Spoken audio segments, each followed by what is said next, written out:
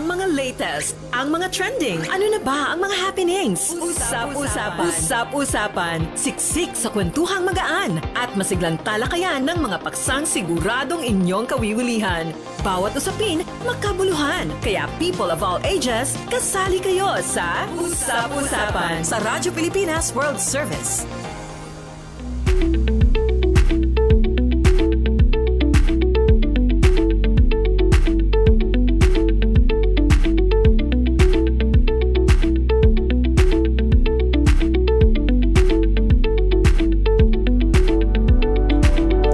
Magandang araw sa ating mga tagapakinig at tagapanood dito po sa Himpilang Radyo Pilipinas World Service.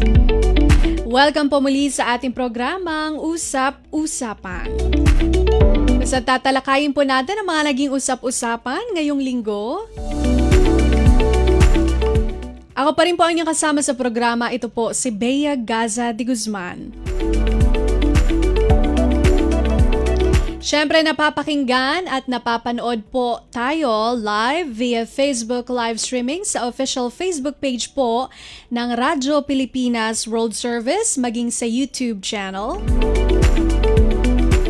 Available din po tayo sa online radio o audio streaming gamit ang inyong mga Evox PBS Receiver app.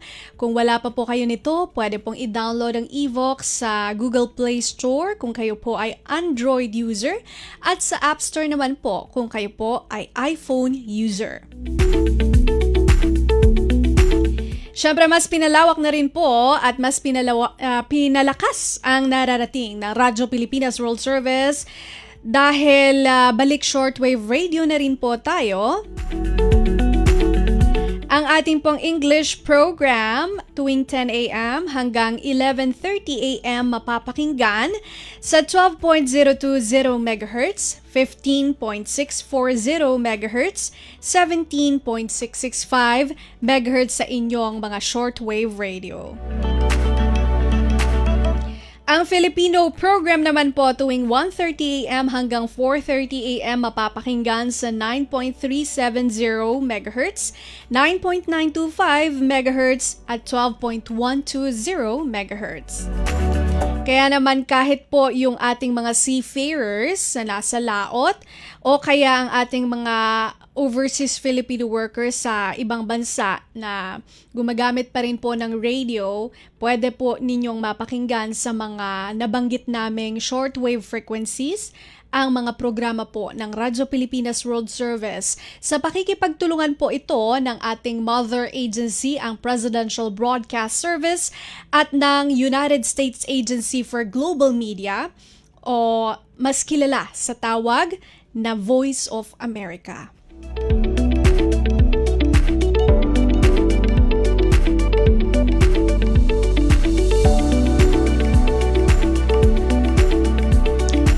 Okay, ayan. So, sa episode ngayong araw ng programang Usap-Usapan, siguro ay gusto nyo malaman kung ano ang ating magiging paksa. Sa unang bahagi po ay pag-uusapan natin ang gender equality, women and gender equality.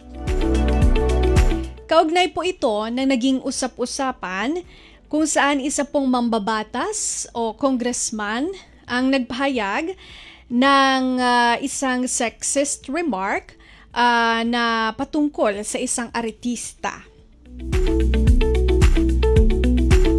Siguro itong ating mga netizens o yung mga naglalagi sa social media ay alam na alam po kung ano po ang ating tinutukoy. Dahil marami po ang nag-react, no? Kasama na po dyan yung ating mga ma-influential na kababaihan na sa iba't ibang larangan. Ang nagsabing wala raw pong puwang or wala raw pong space sa ating lipunan yung mga ganitong pahayag na nagpapababa sa dignidad ng kababaihan.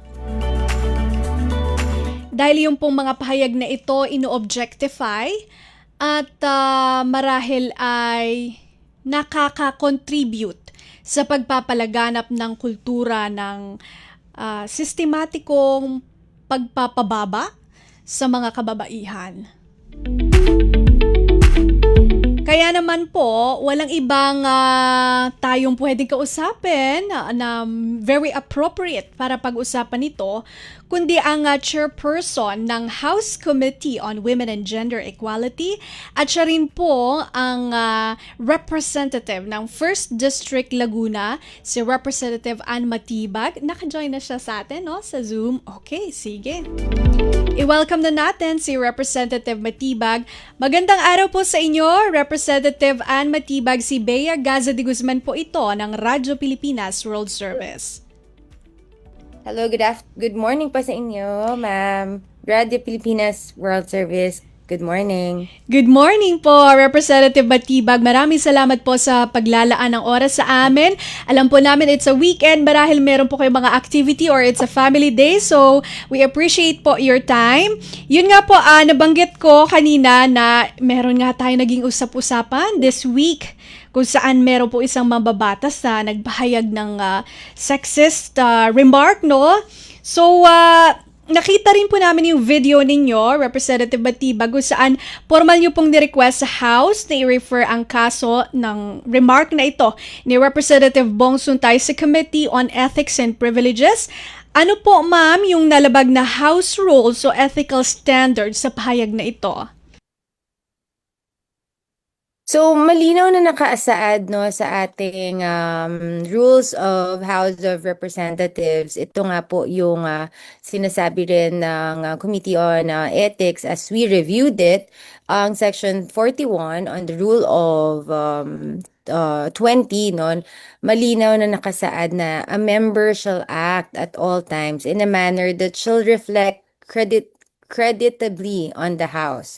So kapag ang isang pahayag ay maaaring magpababa sa dignidad ng kababaihan o hindi naaayon sa pamantayan ng respeto at professionalism na inaasahan sa Kongreso, maaari itong ituring na hindi siya sumusunod doon sa rules na iyon. So bilang isang institusyon ng ating pamahalaan, ang honorable institution of the House of Representatives, mahalaga mapanatili natin sa ating House ang mataas na antas ng integridad at respeto sa lahat ng pagkakataon following the Code of Conduct and ethical standards of public officials and employees. Opo, integridad at respeto sa lahat ng pagkakataon.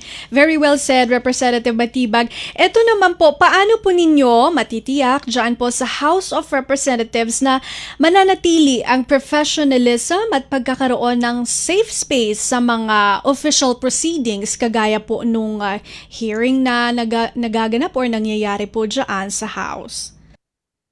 May mga umiiral at gumagana naman tayong mekanismo sa House para yung professionalism and respect ng bawat miyembro na nariyan yung Code of Conduct at ang process of Committee on Ethics and Privileges na pwedeng tumingin sa reklamo laban sa isang miyembro. In the in the Committee on Ethics and Privileges, it's either the member of the House or a private citizen ang pwedeng magreklamo to any members of the Congress. So, hindi na rin bago in our Constitution ang pagharap sa ganitong mga usapin. So, there are a lot of cases already na na-process even before, and kaya it is very clear that there is a mechanism of accountability in our institution. Okay. Alright. And Representative Matibag, bukod po sa ethics probe na isasagawa, ano pa po ang institutional actions ang gagawin ng inyong komite, particularly po yung House Committee on Women and Gender Equality, para po maiwasan ang mga ganitong pahayag or kilos sa hinaharap, ma'am? So we will remain vigilant and active in any process and action as such of this scenario, no?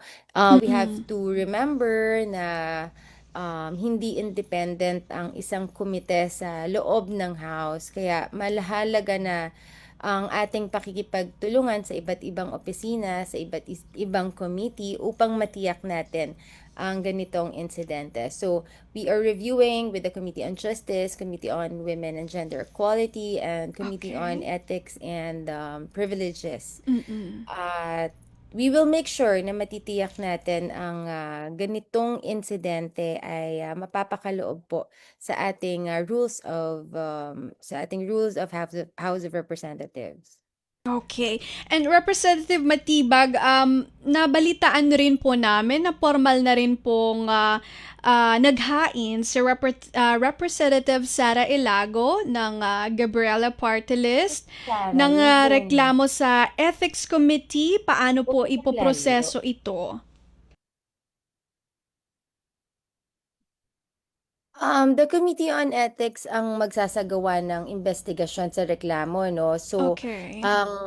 sila rin ang magre-recommend kung ano yung kaukulang action ang magpapasya. So, I am expecting a fair and a calm hearing on Monday or Tuesday. So, depende sa result yung kanilang investigasyon, pati na sa mga ebidensya at testimony na ng mga witnesses. So, they can recommend disciplinary measures Okay. according to the rules of House. So, it is just important that we follow the democratic process wherein there will be chance for all the parties na mapakinggan ang kanilang mga salaysay on what really happened. And in this way, no, we can make sure na whatever decision ang dumaan sa maayos na proseso, ay dadaan sa maayos na proseso at patas na pagdinig at malinaw na pananagutan. Okay. Nabanggit niyo po yung disciplinary action. Ano-ano po ang mga uri ng disciplinary action? Posible po bang masuspend, ma-dismiss? O ano po ang particular accountability po ni Representative Bong Suntay kung sakali man? So the minimum of it is censure. So the gravest is dismissal. So it would really depend on our chairperson, JC Abalos. You know, si Okay. chairman ng Committee on Ethics and Privileges. He is one of the co-authors of our bill, which is the amendments of the Safe Spaces Act. So I Okay. am sure that he is very knowledgeable of this bill and that he can make the best decision for this case. Okay. So, Safe Spaces Act, yan po ang isa sa magiging batayan natin dito po sa pagdinig. Ito naman po, Representative Matibag, nag-issue po ng apology kamakailan si Rep. Suntay. Sa tingin niyo po, sapat na kaya itong apology na ito? Ang paghingi kasi ng paumanhin ay is a big step, okay? Lalo na para dun sa mga nasaktan sa words uttered. Pero we also have to remember that accountability, hindi lang siya personal. So this is what I said in my personal privilege speech, that this is an institutional process. Okay. The apology is noted and welcome. However, the issue goes beyond a personal exchange. So it touches on the standards of conduct expected inside the Congress and the dignity of women. Kaya ang case na to na i-refer sa Committee on Ethics and Privileges so that we can have the process clearly and we can give the necessarily decision and kung kailangan ma-censure or ma-suspend, they will know. So respect for women is both personal and institutional responsibility. Oo nga naman. Tama naman po. Kumbaga, hindi lang po kasi personal ang ating kinukonsidera dito po sa insidenteng ito. Siyempre, bilang public official, yung ating mga policies din po are being considered, as well as yung, of course, pag-promote nung, sabi nga nila, yung women and gender equalities especially it's a Women's Month po. Ngayon po, Representative Matibag, nakita po kasi namin actually ang inyo pong social media handle, meron pong isa na Lagunanay, no? Bilang Lagunanay at isang mambabatas, ano-ano po ang posibleng real-world consequences ng ganitong sexist remark, lalo-lalo na po sa ordinaryong kababaihang Pilipino? Well, sa mga ganitong uri ng pahayag ay especially it came from a person who is having a position in the government, a high position in the government. So sabi nga, great power comes with great responsibility. Mm-mm, So true. there is a fear na manormalize natin yung kawalan ng respeto sa kababaihan. So we have to stop now. We have to move. Ako talaga, I have two beautiful daughters, turning 7 and 5. So ayoko silang lumaki in this kind of ng gantong lipunan na may pambabastos sa babae at pwede nilang um, they can just comment anything because they are beautiful for their body, no? So hindi natin ininormalize 'yon. Hindi natin papayagan na merong kalalakihan na gagawa ng ganon mga comments sa mga kababaihan. So, maaari itong palakasin yung, in that way, kasi maaaring palakasin yung kultura ng pambabastos, yung catcalling, yung mga ibang anyo pa ng harassment na araw-araw na nararanasan ng maraming kababaihan, which we have to also respect yung hirap ng ating mga mambabatas way before pa. Especially yung mga women advocates talaga na nakipaglaban. So, meron na po tayong batas eh. Pwede na actually may mga batas na po siyang pwedeng maihatol sa kanya, whether civilly or criminally. Kaya, we are also asking from the Committee on from the House of Representatives that yung mga pending bills namin sa Committee on Women and Gender Equality na sana masama sa LEDAC priority bills. So, para sa mga ordinaryong pamilya, mga estudyante, mga manggagawa, mga nanay, mga dalaga, maaaring magpadala ito ng magandang mensahe na ang kanilang dignidad ay maaaring gawing hindi maaaring gawing biro o maliitin. Okay? Kaya mahalaga na malinaw ang panindigan ng ating mga institusyon na ang respeto sa kababaihan ay hindi dapat ikompromiso sa salita man o sa gawa. Representative Matibag, nabanggit niyo po, meron po kayong mga pending bills na hopefully umaasa tayo maisama sa LEDAC priority bills. So, ang susunod ko pong katanungan, ano-ano po yung mga prioridad nating polisiya sa House Committee on Women and Gender Equality pagdating sa usapin ng pagsusulong ng karapatan at kapakanan ng mga kababaihan?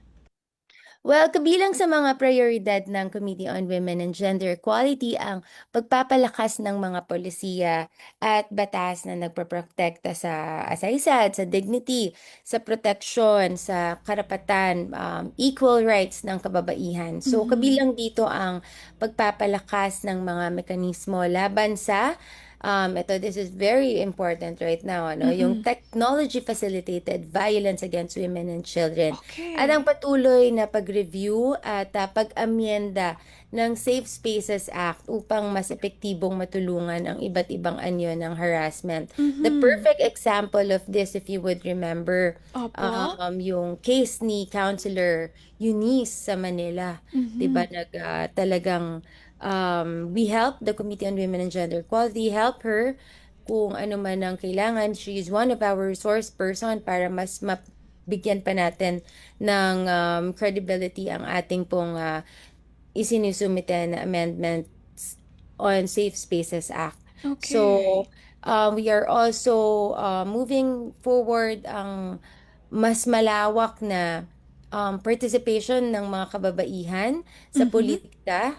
Okay. at sa gobyerno, pati ang pagpapatibay ng resource development and crisis assistance centers upang matiyak na may sapat na suporta at serbisyo para sa mga biktima ng karahasan.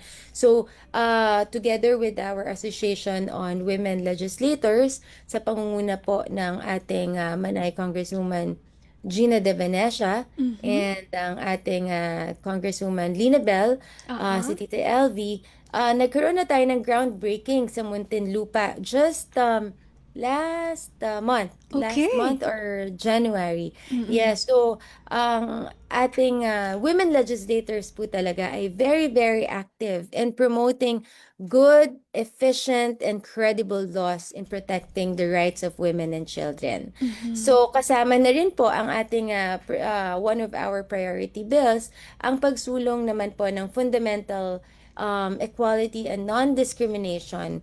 So, kabilang ang mga panukalang may kaugnay sa Mhm. SOGI at ang pagpapatibay ng gender-responsive at inclusive protocol sa loob ng mga institusyon. Okay. All right. Hello, Representative Matibag. Yes, Ayun. yes. So, nabanggit niyo po na ito, actually, ang gaganda po ng mga bills na nabanggit ninyo. Technology Facilitated Violence Against Women, meron po tayong bill para rito. Also, mas palalawakin pa yung participation ng mga kababaihan sa larangan ng politika pagsasagawa ng mga batas o polisiya. Tapos, itong mga crisis centers, lalo na po sa mga kababaihan na biktima po ng pang-aabuso. At hindi lamang yon kasi nabanggit niyo po yung para sa SOGI din, no? Non-discrimination sa ating iba pang genders, no? Yun din po ay isinusulong ng komite. So napakaganda po ng inyong mga bills na hopefully po nga ay maisama doon sa mga priority bills and ito LEDAC priority bills para naman po ito po ay makatulong, no, dito po sa ating mga target na kumbaga magiging beneficiary kung ano man po yung mga nasasaad sa mga bills na yan. Representative Batibag, ano naman po kasi um, di ba yung statement po kung sa Aligbula talaga to ay tungkol po doon sa pahayag or sexist remark na patungkol sa isang artista, kay Ann Curtis. Nag-reach out na po ba ang inyong komite kay Miss Ann Curtis hinggil po dito? It is important for our committee to listen to the voices of women, especially in moments when issues of dignity and respect are being discussed, ano? So part Mm-mm. of the process is listening to the sentiments that emerge from the public. So Mm-hmm. our committee on on women and gender equality, we remain open to engaging with women and stakeholders sa Okay. to any discussion like this. Mm-hmm. Also, to have an opportunity to strengthen policies and standards that promote respect and equality. Kay Ma'am Ann Curtis, no, hindi pa actually, but a friend of a friend Mm-hmm. already asked me. He's a friend of Jazz and so sabi Okay. ko, we are open if siguro it's just weekend right now. So probably on Monday, Mm-hmm. we can already get in touch with them. But studying and reviewing the case, Mm-hmm. we will already have a direction, options on what to do on this kind of scenario. Okay.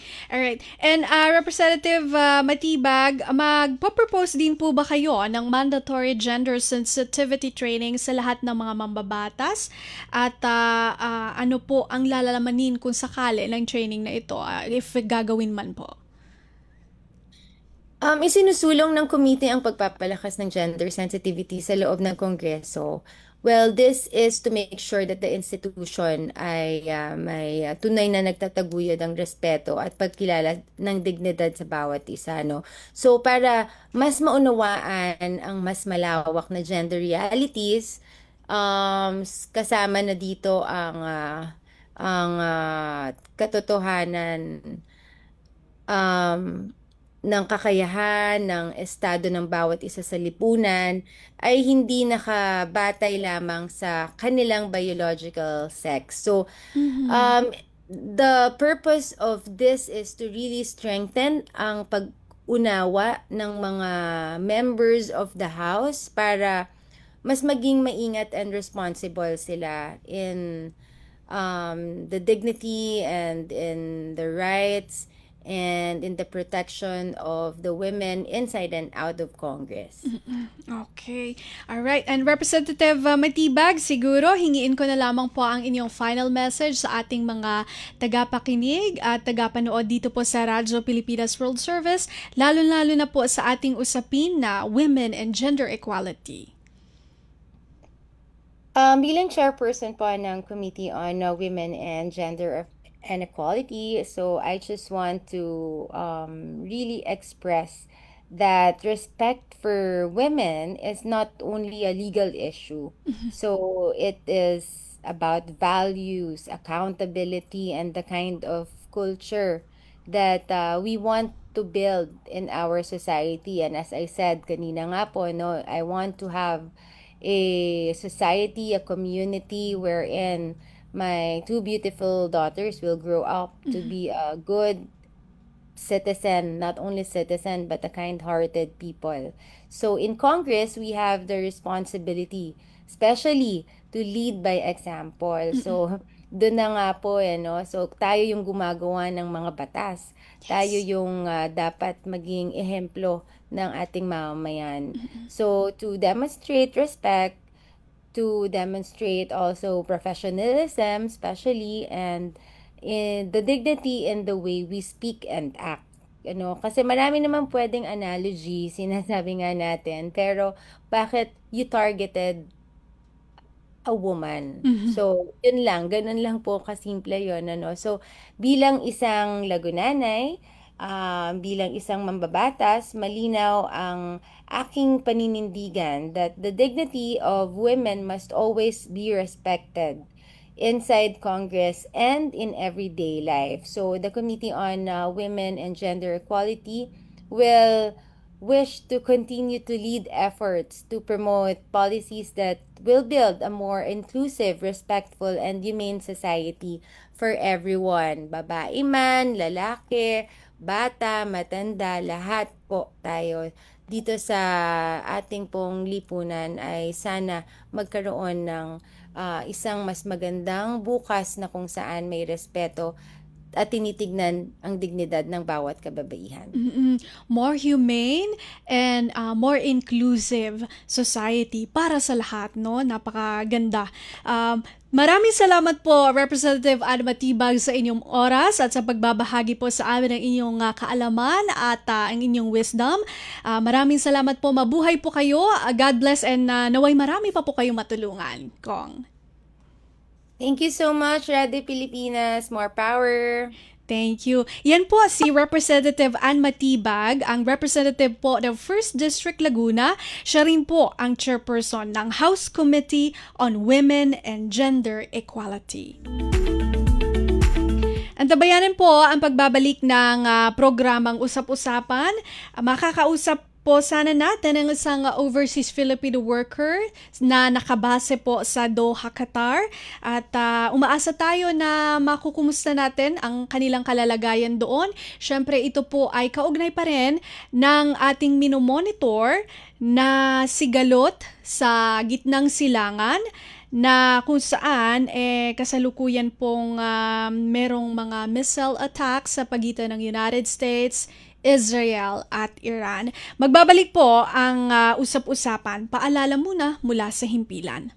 Mas pinadali na ang government transactions sa tulong ng eGovPH Super App. Pwedeng-pwede mo nang magawa ang lahat ng ito. I-download ang eGov app sa iyong smartphone o tablet mula sa App Store o Google Play Store. Pagkatapos, ilagay ang iyong mobile number at i-authenticate gamit ang one-time PIN o OTP para marehistro ang iyong account. Saka ilagay ang iyong mga pangunahing impormasyon at kumpletuhin ang facial recognition technology technology para sa verifikasyon ng iyong pagkakakilanlan. Para sa mas mabilis at mas maayos na serbisyong panggobyerno, gamitin na ang eGovPH Super App.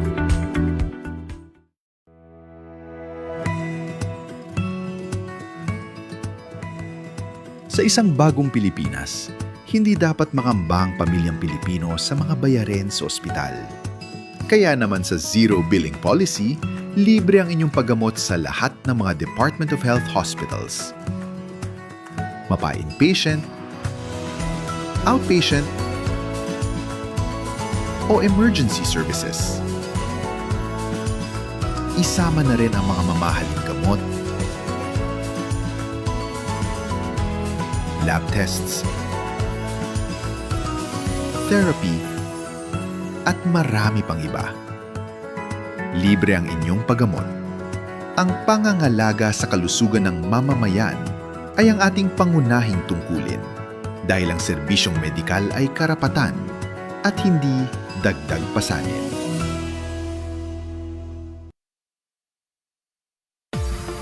Tara na sa Philippine Book Festival, ang pinakamasaya at pinakamalaking all-Filipino book event sa darating na March 12 to 15.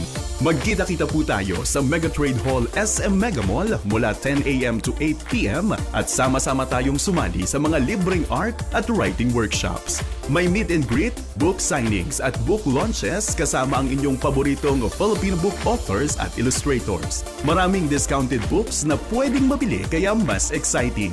Free entrance para sa lahat kaya isama na ang buong pamilya at barkada. Philippine Book Festival. It's not just a book fair, it's a book experience. Mabilis ang trivia, dagdag talino. Heto na ang Dagling Kaalaman. Alam niyo ba na ang salitang gender ay mula sa Latin word na ang ibig sabihin ay uri o klase at hindi agad kasarian? Noong sinaunang Egypt, may mga babaeng naging pharaoh tulad ni Hatshepsut. Ang New Zealand naman ang unang bansa na nagbigay ng karapatang bumoto sa mga babae noong 1893. Dito sa Pilipinas, kinikilala noon ng mga babaylan, mga pinunong espiritual na kadalasang babae o gender fluid. At tandaan, ang gender equality ay kabilang sa 17 Sustainable Development Goals ng United Nations. Kaya't ang pagkakapantay-pantay ng kasarian ay tungkulin nating lahat. Kaunting kaalaman na malaking dagdag talino. Abangan muli ang susunod na Dagling Kaalaman. Garantisadong solusyon at aksyon ang handog sa iyo ng bagong Pilipinas Presidential Action Center. Sundin lang ang mga sumusunod para makakuha ng appointment. Para sa wala pang eGovPH app account, panoorin ang video para malaman kung paano gumawa ng account. Kung meron ng account sa eGovPH app, mag-login dito. Saka hanapin ang online registration tab para sa bagong Pilipinas Presidential Action Center. Pindutin ito para makita ang available na government services. Piliin ang serbisyo na iyong kailangan mula sa listahan. I-upload ang requirements ng serbisyong kailangan mo. Pumili ng petsa at oras kung kailan nais pumunta sa bagong Pilipinas Presidential Action Center. I-submit na ang iyong application at bigyan ng pagkakataon na ma-review ang iyong isinumiting requirements. Hintayin ang QR code para sa kumpirmasyon ng iyong schedule. Makakatanggap ka ng text message para malaman kung naaprubahan ito. Sakaling hindi ito maaprubahan, makakatanggap ka rin ng text message para ipaalam ang kulang na requirements sa kasubukang mag-register ulit. Kung nakatanggap na ng kumpirmasyon, maaari nang pumunta sa bagong Pilipinas Presidential Action Center sa napiling schedule, dala ang QR code at ang mga isinumiteng requirements. Huwag kalimutang dumating sa itinakdang araw at oras ng iyong appointment. Pinapaalala rin na siguruhing may kumpirmadong schedule bago pumunta sa bagong Pilipinas Presidential Action Center para maiwasang magpabalik-balik. Simple at user-friendly ang pagpapa-appointment dito, kaya huwag nang mangamba dahil sa bagong Pilipinas Presidential Action Center, tulong ay abot kamay na. Anong latest? Usap-usapan. Usap-usapan. Dito sa Radyo Pilipinas World Service.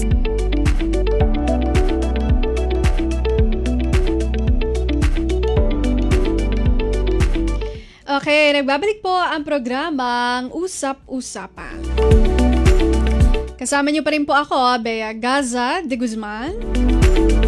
Napapakinggan live sa ating Facebook live streaming sa Radyo Pilipinas World Service, maging sa YouTube channel. Napapakinggan din po sa inyong mga cellphone sa online radio o audio streaming gamit ang eVox PBS Receiver app.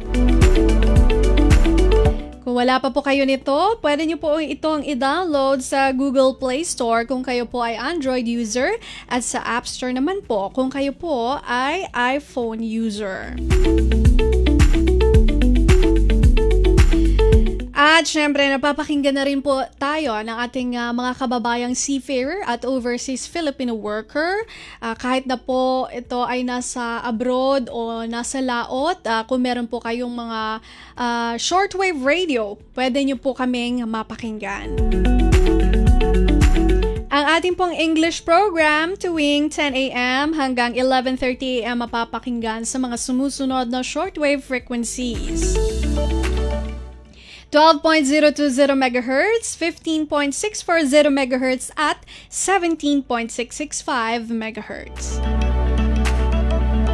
Ang Filipino program naman po tuwing 1:30 a.m. hanggang 4:30 a.m. mapapakinggan sa mga sumusunod na shortwave frequencies. 9.370 MHz, 9.925 MHz at 12.120 MHz. Siyempre, ito po ay sa pakikipagtulungan pa rin po ng ating mother agency, Presidential Broadcast Service, sa United States Agency for Global Media o USAGM, at mas kilala po ito sa tawag na Voice of America. Ayan, so sa ikalawang bahagi ng ating palatuntunan ay hopefully makausap natin ang isang OFW po na nakabase sa Qatar. Kukumustahin sana natin ang kanilang kalalagayan doon sa gitna pa rin po ng sigalot sa Middle East simula ng pasimulan itong o buhat ng mapasimulan itong Operation Fury, no, kung saan para po sa ano ba ang sabi nila, the concern ng ating mga pangunahing mga bansa na ito pong Iran ay meron daw pong aktibidad kung saan nag-iipon sila ng kanilang nuclear power, and yung interest po ng United States at ng Israel sa Middle East ay syempre na-threaten.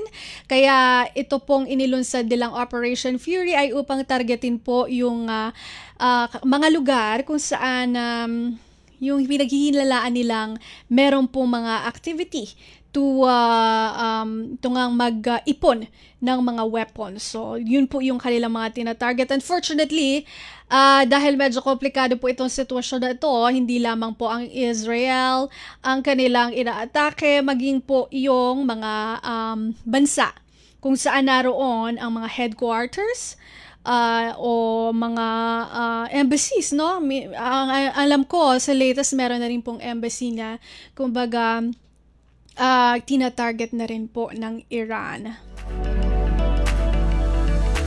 Kabilang po sa mga minomonitor nating bansa sa Middle East, of course, United Arab Emirates, Qatar, Jordan, Kuwait, Bahrain, at iba pa.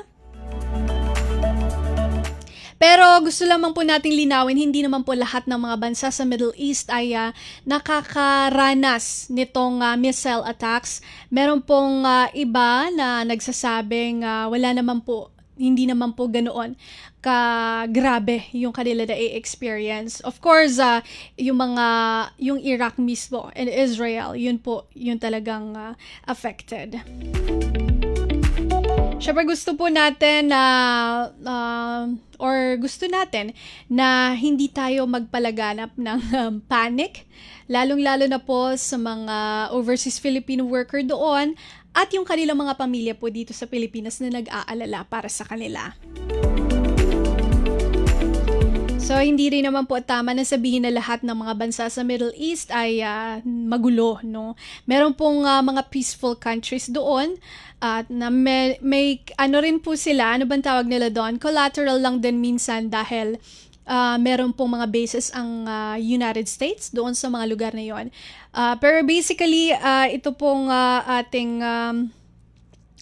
mga embassies and consulates ng Pilipinas doon po sa Middle East ay syempre naka-monitor po 24/7 ngayon sa ating mga overseas Filipino workers at seafarers, ano. Kamakailan yung Department of Foreign Affairs ay naglabas po ng kanilang crisis alert system para naman po magkaroon ng background ng ating mga Pilipino na nag-aabang ng update sa kanilang pamilya doon.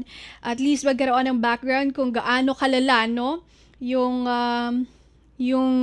alert or crisis alert level. So nagbigay po sila ng announcement para naman po at least malinaw na yun nga, hindi naman lahat ay nasa alert level na mataas na, no?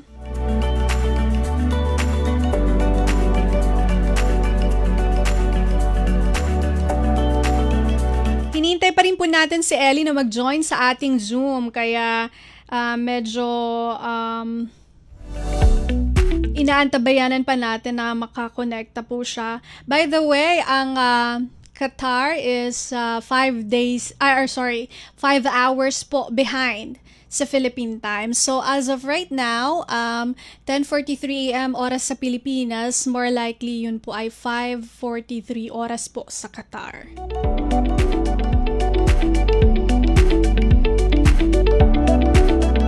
So habang hinihintay po natin, syempre i-share din natin yung crisis alert level system na ipinalabas po ng Department of Foreign Affairs, syempre para naman po ma-inform ang ating mga kababayan doon at syempre ang kanilang mga pamilya na nandito po sa Pilipinas. So, ang Department of Foreign Affairs o DFA naglabas ng crisis alert level sa Middle East kung saan syempre patuloy pa rin po sila sa pakikipag-ugnayan sa Philippine Foreign Service Post sa mga reyon at minomonitor ang sitwasyon doon upang matiyak yung kalalagayan ng ating mga kababayang Pilipino sa kanilang jurisdiction, no? Syempre, unahin natin ang Iran. Ang Iran po, crisis alert level 2. Ang Foreign Service Post po na naka-assign doon ay ang Tehran Philippine Embassy. So para po sa mga Pilipino nasa Iran at syempre ito, I know, ang Department of Migrant Workers, DMW, at saka ang ating OWA, no, Overseas Workers Welfare Administration, ay nakikipag-ugnayan din po sa mga Foreign Service Post na ito para matulungan po yung ating mga kababayan doon. Ang Iraq naman po, crisis alert level 3 sa Baghdad po ito, Philippine Embassy. Ang Kurdistan po, crisis alert level 2, jurisdiction din po ito ng Baghdad, Philippine Embassy. Ang Israel po, crisis alert level 2, Tel Aviv, Philippine Embassy. Jordan, crisis alert level 1 sa Amman, Philippine Embassy ito. Lebanon, crisis alert level 3. Ang Gaza po mismo sa Israel, crisis alert level 4. West Bank, crisis alert level 2. Ang Syria at Yemen po, parehas na crisis alert level 4. Ang alert level 1 po, para lang po ipaliwanag natin sa ating mga tagapakinig, precautionary phase ito kung saan ini-issue itong mga or ini-issue ang alert level 1 na ito kung meron pong na-observe na internal disturbances o instability. Limitado lamang na external threat sa specific area. Sa ilalim ng level na ito, ang mga Pilipino ay inaabisuhan na syempre mag-ingat at iwasan ang non-essential movement. Iyon po, mga may travel plans sa mga apektadong bansa ay pinapayuhan na mag-exercise ng normal caution. Ang alert level 2 naman po, restriction phase ang tawag. Ini-issue po ito kung meron na po talagang karahasan o instability. Lalo na po, hindi lamang doon sa mismong host country o kung nasa na ating mga kababayang Pilipino, kundi maging na rin po doon sa mga kalapit na lugar o yung kapitbahay na bansa. Ang alert level 4 naman po, voluntary repatriation. Or rather, alert level 3. Alert level 3, voluntary repatriation. Ayon po sa Department of Foreign Affairs, ini-issue po ito kung ang instability ay nag-escalate significantly at talagang kitang-kita na po, ramdam na ramdam ang external threats, kagaya po na nangyayari ngayon. Siyempre po, inaabisuhan na, sa level 3 po, inaabisuhan na talaga ang mga Pilipino na mag-evacuate, no? Siyempre, pauwi ng Pilipinas, meron na rin pong mga contingency plan na naka-activate sa alert level 3. Yung alert level 3 natin, Iraq. At sa alert level 4 naman po, ito naman yung tinatawag nilang mandatory evacuation phase. Ini-issue po ito sa full-blown external attacks. So ang mga Pilipino po dito talaga hinihimok ng mag-repatriate at i-avail yung mga government repatriation efforts. Hindi na rin po pahihintulutan ng pag-travel dito sa bansang alert level 4. Siyempre, dahil ang prioridad natin ay yung kaligtasan ng ating mga kababayan. Mga bansa na meron na pong alert level 4 talaga, Syria and Yemen. Okay, so wala pa rin po si Miss Ellie, no? Sige, itry pa rin natin siyang kontakin. But in the meantime, meron po tayo munang paalala mula sa himpilan. Magandang araw, si Dingdong po ito. Tagbagyo na naman, kaya tara samahan niyo kong i-remind ang mga kababayan nating magsasaka at mangingisda. Say aha. A for ani. Hanggat maaari, anihin na natin ang mga pananim para hindi tumasayang sakaling bahain ang inyong taniman. Next, H. Hayop. Ilikas natin sa mataas na lugar ang mga alagang hayop tulad ng baboy, kambing, baka at iba pa. Huwag rin kalimutan ang pets natin, ha? At A for alon. Paalalahanan ang mga kapamilya nating mangingisda na huwag na munang pumalaot. Say it with me? Aha! Para safe ang lahat sa panahon ng sakuna. Hashtag panatag ang mayala. Maging panatag Pilipinas. Mabilis ang trivia, dagdag talino. Heto na ang Dagling Kaalaman. Ngayong tag-ulan, kasabay ng baha ang banta ng leptospirosis, isang sakit na dulot ng bakterya mula sa ihi ng hayop, kadalasan mula sa daga. Narito ang mga dapat tandaan para makaiwas. Iwasang lumusong sa baha kung hindi kinakailangan. Kung lumusong, agad na maghugas o maligo gamit ang sabon at malinis na tubig. At kung may sintomas, agad na kumonsulta sa doktor para sa tamang gamutan. Protektahan ang sarili at pamilya. Iwas leptospirosis, iwas peligro. Stay safe, kabayan! Kaunting kaalaman na malaking dagdag talino. Abangan muli ang susunod na Dagling Kaalaman. Magandang araw, si Dingdong Dantes po ito. Narinig mo na ba ang yellow, orange at red warning system ng Pag-asa para sa malakas na ulan at pagbaha? Madali lang yan tandaan. Yellow, kapag posibleng magkaroon ng baha sa mga mabababang lugar o sa mga malalapit sa ilog. Dahil ito sa malakas na pag-ulan sa loob ng 1 oras o higit pa. Kapag naka-yellow warning, maging alerto at mag-monitor na ng panahon. Orange warning naman kung mas mataas na ang tsansa ng pagbaha at landslide dahil sa matinding pag-ulan sa loob ng 1 oras o higit pa. Kaya naman maghanda na sa posibleng paglikas. At kapag may red warning naman, nako, ito na. Panigurado ng babahain ang mga mapapapang lugar at magkakaroon ng landslide kaya pinapayuhan ng mag-evacuate ang mga tao. Sumunod sa payo ng LGU kung kinakailangan ng lumikas ng inyong pamilya papunta sa evacuation center. Sa susunod na marinig mo ang color-coded rainfall warning na ito, alam mo na, #panatag ang may alam.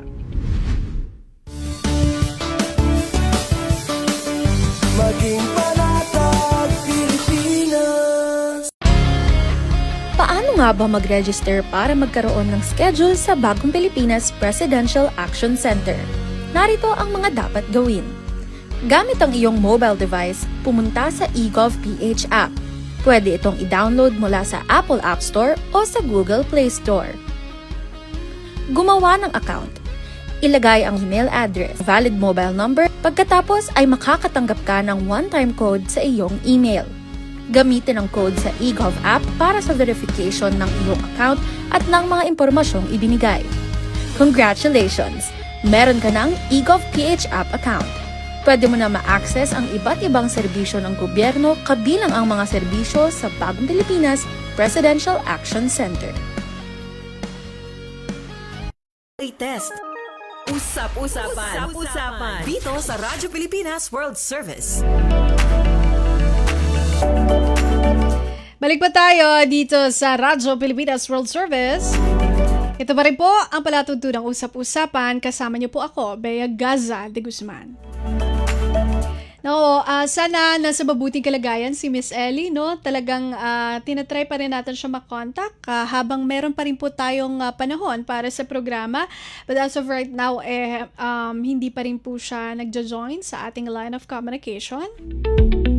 Kaya habang hinihintay natin hanggat may time tayo, ay magbabahagi muna tayo ng impormasyon, syempre, mula pa rin sa Department of Migrant Workers. Update pa rin po tayo dito po sa kalagayan ng mga Pilipino dahil sa sigalot sa Middle East. Eto po, kahapon lamang, ligtas na nakabalik sa bansa ang 34 na overseas Filipino workers o OFWs na na-stranded sa Dubai, bunsod ng kaguluhang nagaganap sa gitnang silangan. May mga airline tickets ang mga naturang OFWs dahil sila ay sadyang pauwi para magbakasyon, samantalang ang iba naman mula sa ibang bansa sa Gulf dahil sa Dubai ang kanilang connecting flights, kaya doon naabutan ng aberya at napilitang manatili sa paliparan kasama ang iba pang stranded na OFW. Pinangunahan ni Department of Migrant Workers Secretary Hans Leo Kakdak ang pagsalubong sa mga overseas Filipino workers pagdating sa bansa. Kasama rin sa sumalubong ang mga kinatawa ng Department of Social Welfare and Development, medical team ng New NAIA Infrastructure Corporation at ang Bureau of Quarantine. Agad naman binigyan ng kaukulang tulong ang mga na-stranded na OFW alinsunod sa tagubilin ni Pangulong Ferdinand R. Marcos Jr.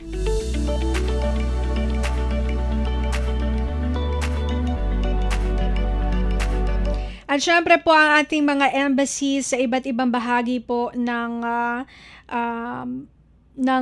mga bansa dyan sa Middle East nagpapalabas po ng abiso.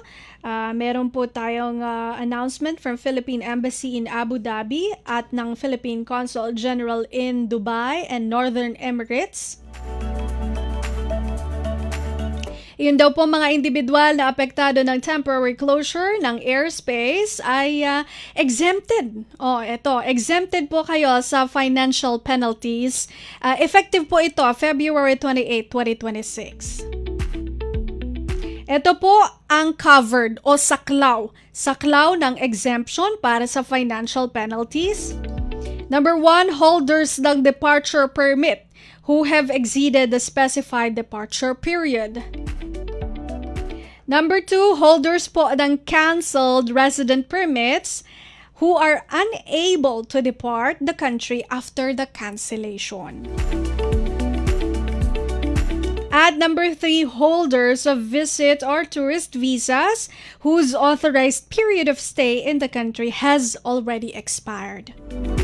So, wala po kayong dapat ipag-alala kung kayo po ay mga overseas Filipino worker na nasa ilalim ng tatlong bagay na saklaw ng exemption ng financial penalties ay wag po kayong mag-alala. Ito daw po ay exempted.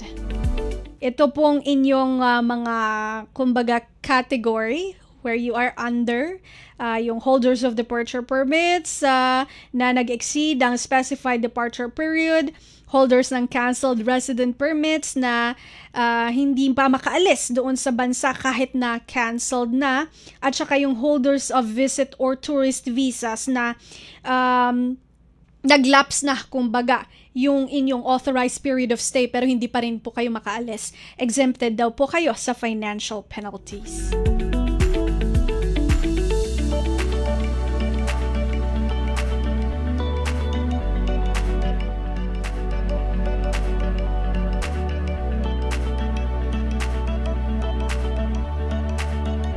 Okay, so far yan po ang ating mga public service announcement from the different embassies, no?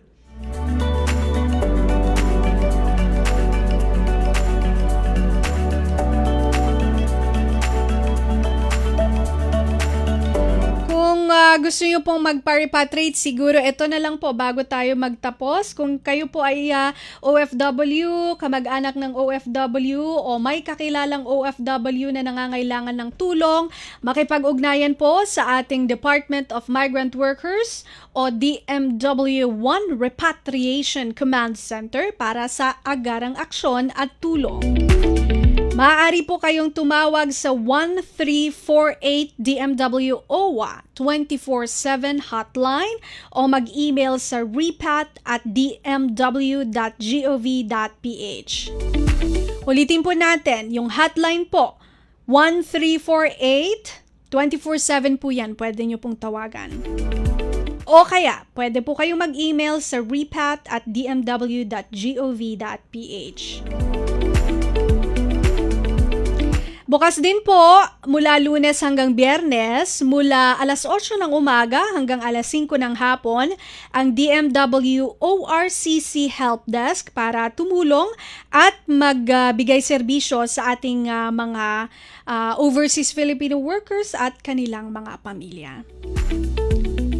So kagaya ng ating nabanggit, kung kayo po ay OFW, kamag-anak ng OFW o may kakilalang OFW na nangangailangan ng tulong, DMW-1 Repatriation Command Center Hotline 1348. 1348.